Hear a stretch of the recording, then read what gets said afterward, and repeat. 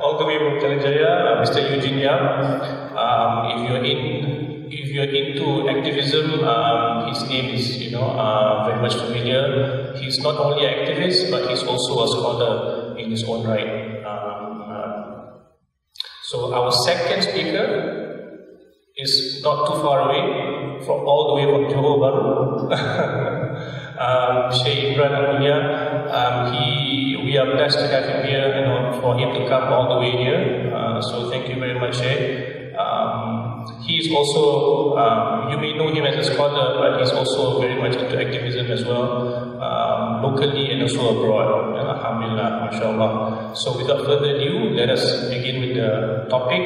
So the mosque is trying to introduce a series which is called 780 Sins. So it may be a bit foreign to the Muslims, but this is something that we always hear from the Christians, So I think it's apt to start off with Eugene. Maybe you can introduce the whole concept of the 780 Sins, and then you can go into the topic proper.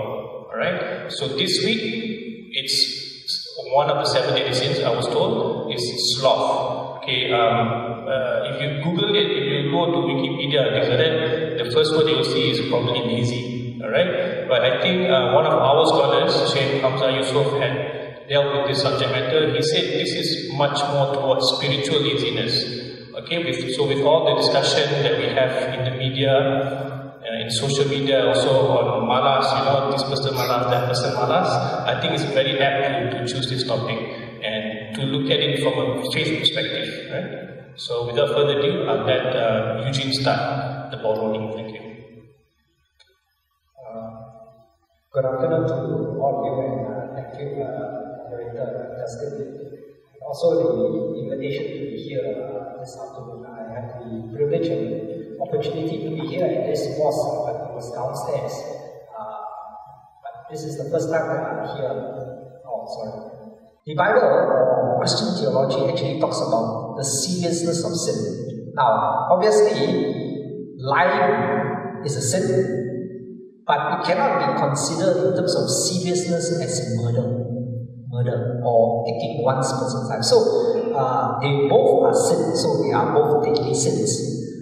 There's no such thing as lying is less deadly than, say, murder. They are both sins. As far as God is concerned from the Christian perspective, it is still sin because it falls short of what God expects of us.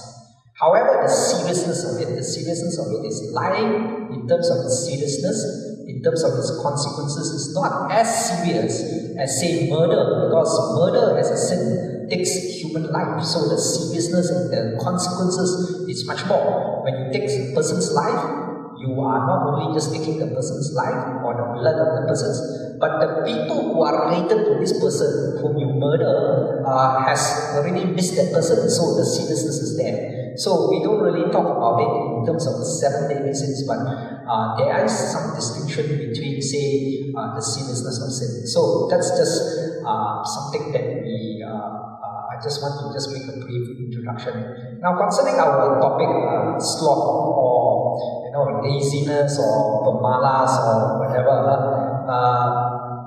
I just want to make just a few comments, and after that we can interact a bit more. The Christian Bible, Christian theology actually does have a lot to say about being slothful or this practice of sloth or laziness.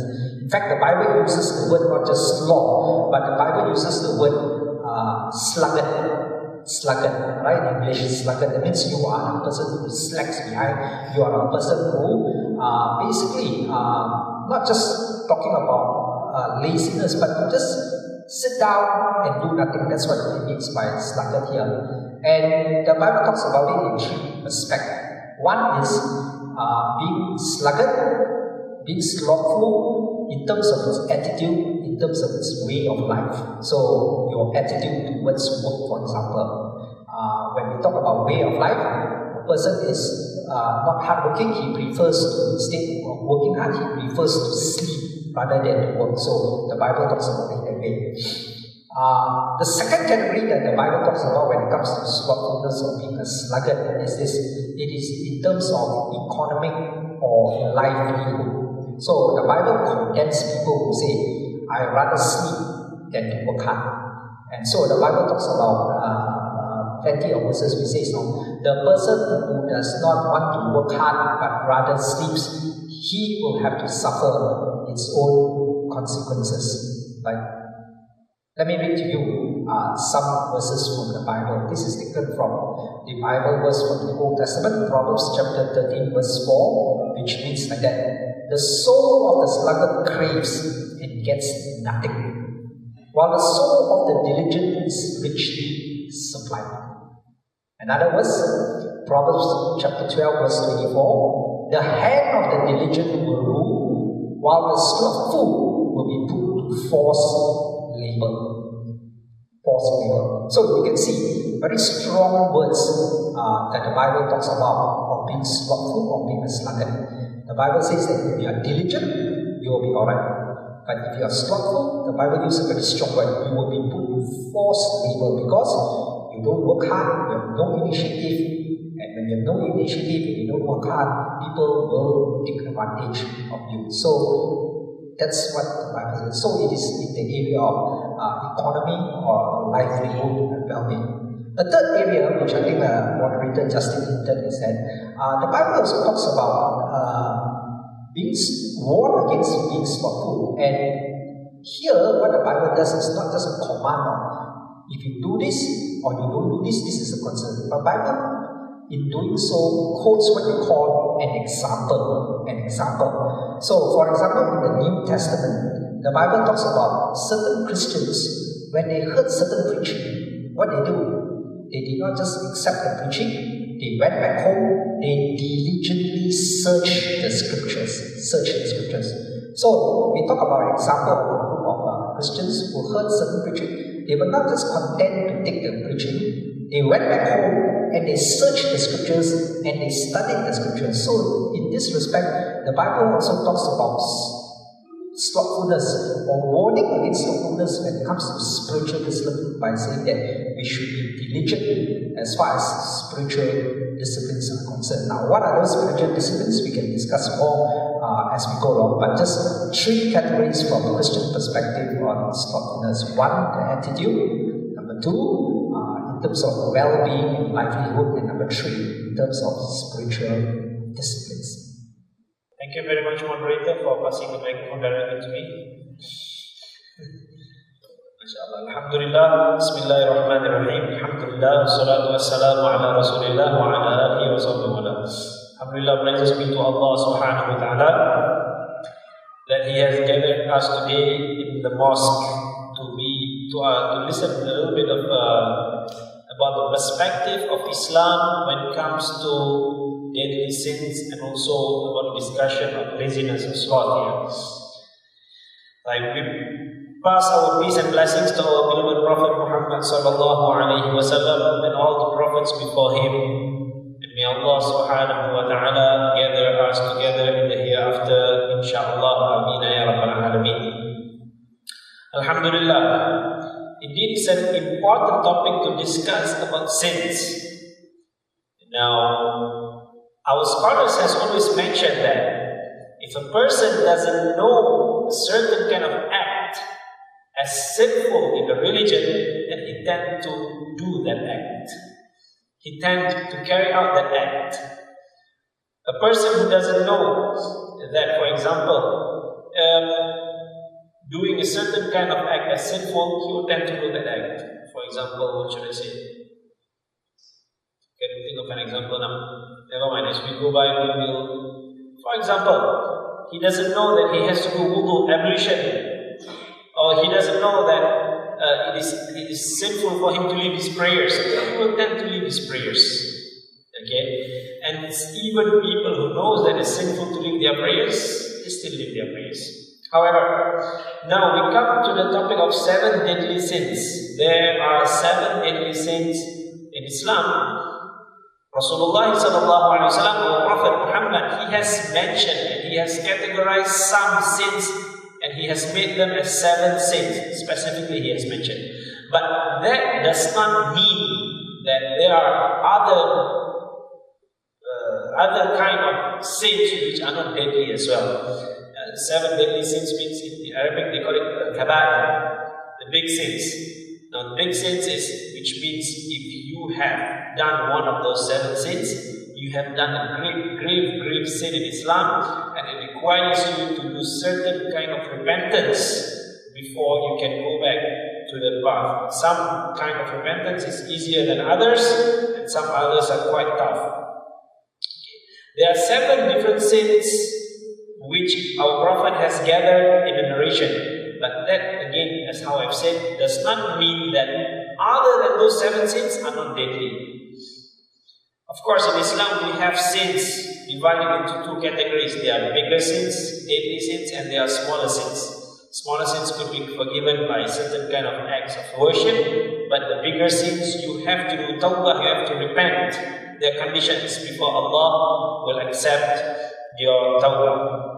Now, let us just read out those 7 sins which was gathered by the Prophet Muhammad sallallahu alaihi wasallam in one narration. The first one is to ascribe partner to Allah subhanahu wa ta'ala as a God, which means Islam, it is not allowed. The biggest sin that you can do in Islam is to ascribe partner to Allah, which means to worship other than Allah subhanahu wa ta'ala.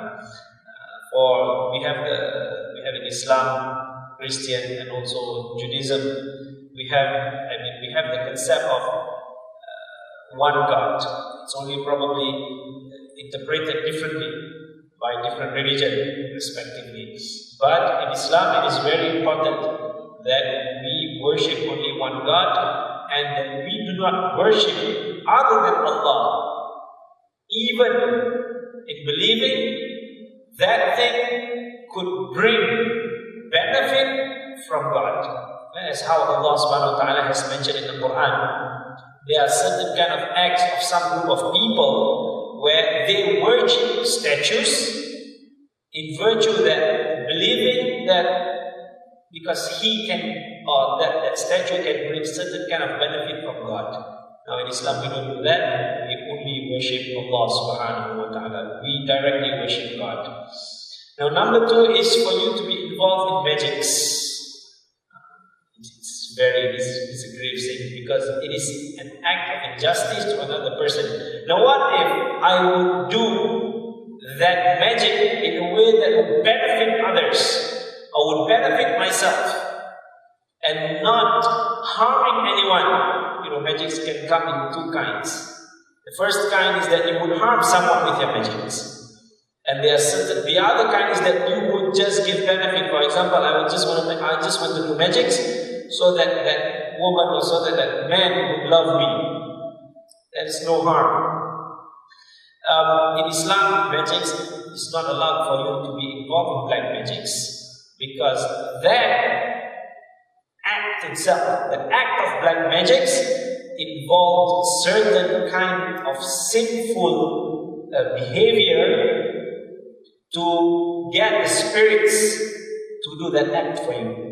Which means you have to sacrifice something to get something in return.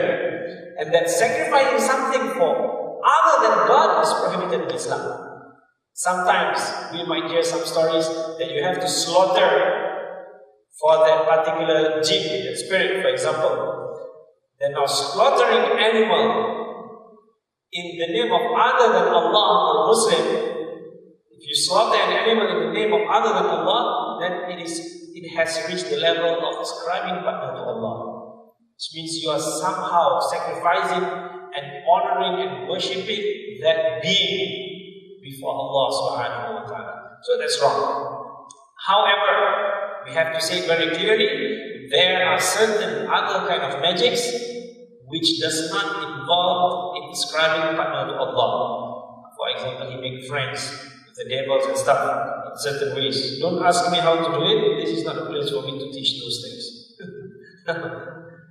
But of course, you can learn it, you can do it. And that is an act of injustice because that is unnatural.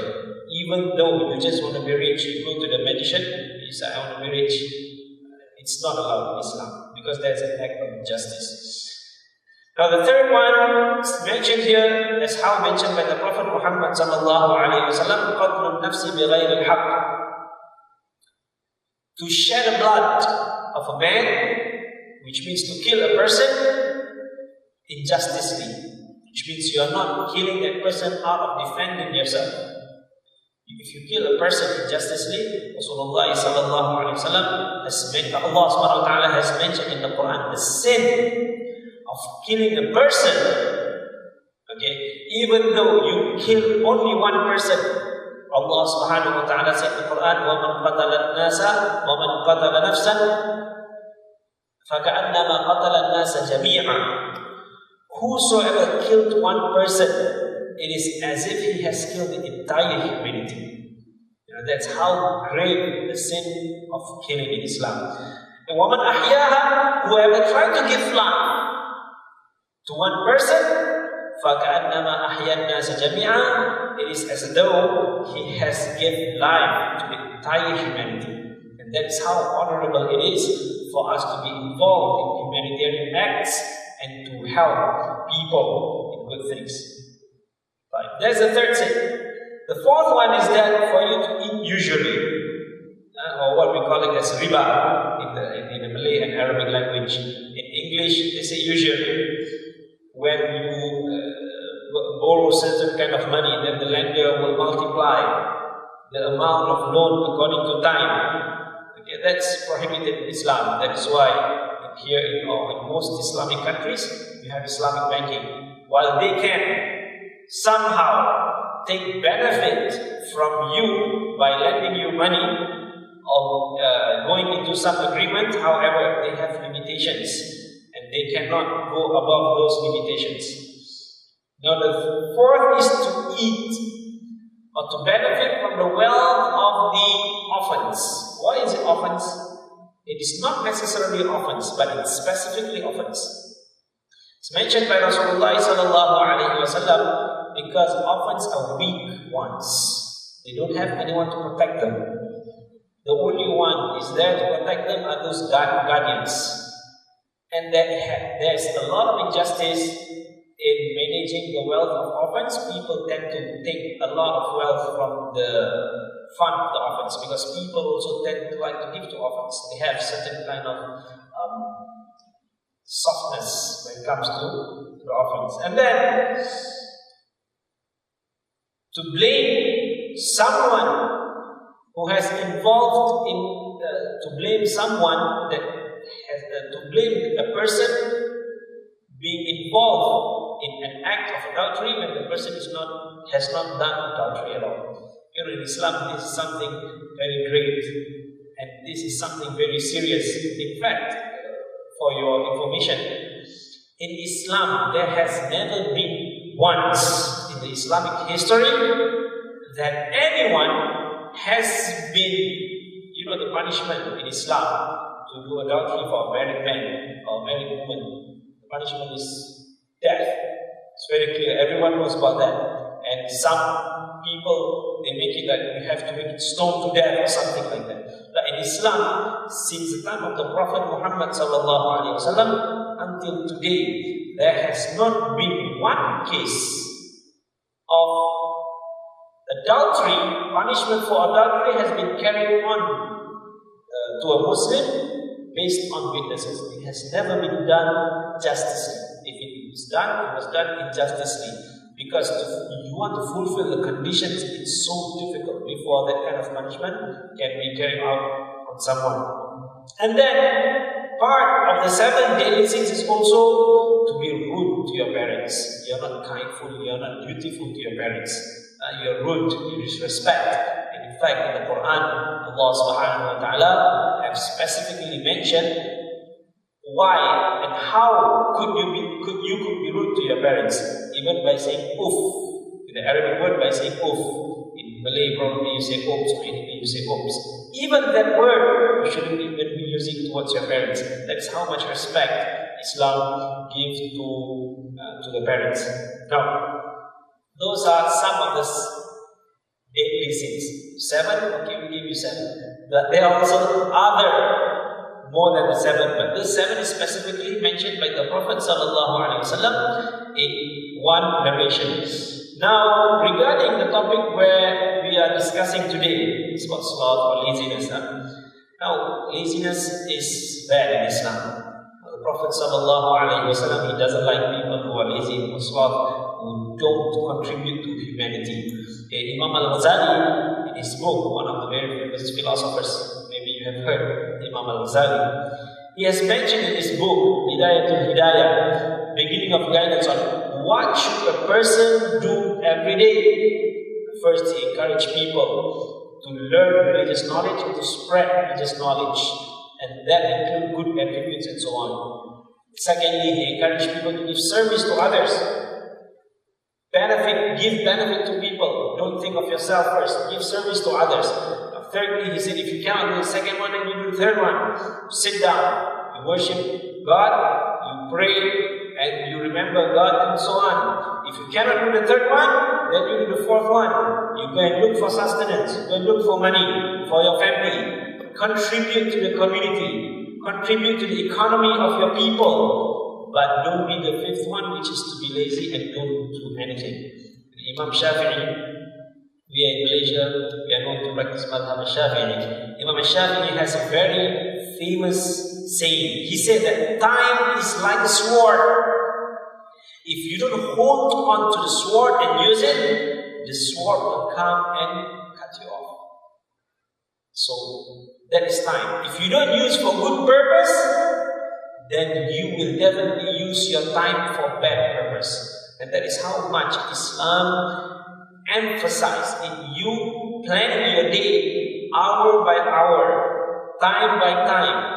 Make sure that every single part of your day and hour is filled with good deeds.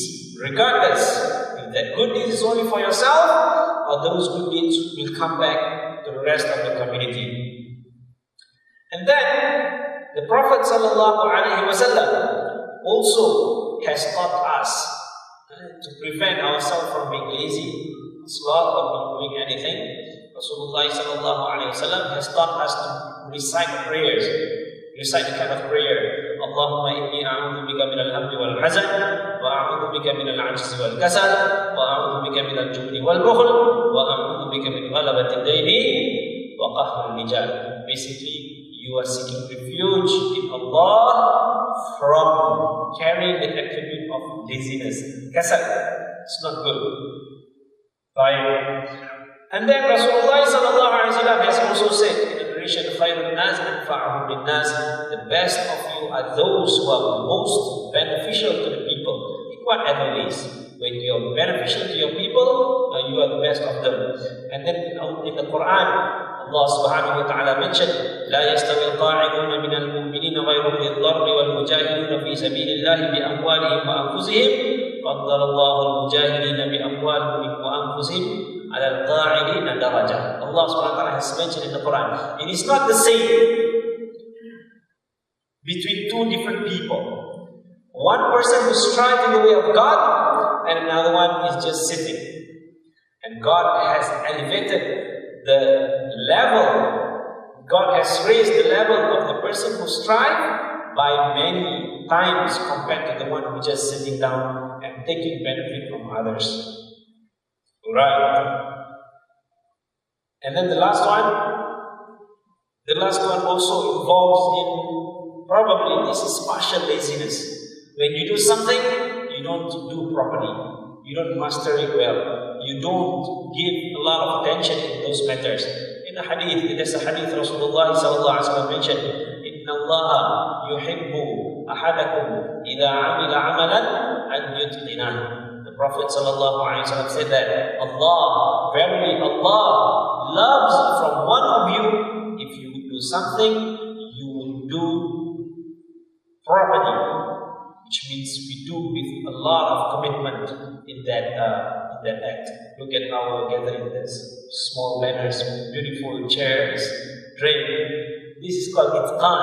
This is putting a lot of effort in making things happen. And Allah loves such acts. So that's all from me for now.